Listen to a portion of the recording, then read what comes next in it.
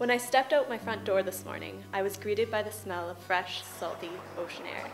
If you've ever lived by the ocean, you know the smell I speak of. It's a combination of damp, earthy soil, faint whispers of pine needles, underlying notes of decomposing fish, and that wonderful, salty scent of the sea. It's so strong I can taste it. When I made the pilgrimage from Alberta to Squamish, it was a fragrance whose strength marked my progress. The air hasn't always smelled this way to me, though.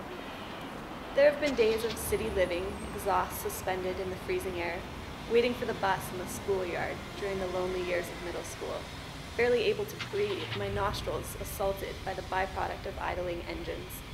Rushing around a shopping mall, the food courts thick with smoke before smoking bylaws were enforced. The sticky odor of the change room after a basketball game, an unclean bathroom, the various levels of rot in a landfill full of discarded junk. The sea breeze, however, has accompanied me on many walks along the beach, with friends or alone with my thoughts.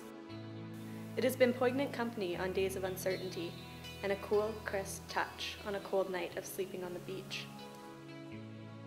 It reminds me of my first exposure to the sea, searching for crabs under rocks as a child visiting Grandma and Grandpa.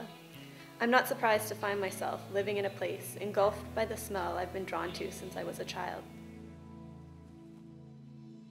I stepped out my front door this morning and was met by a smell that summons the adventure in my spirit, reminds me of the depth of my soul, and excites me for places I have yet to explore.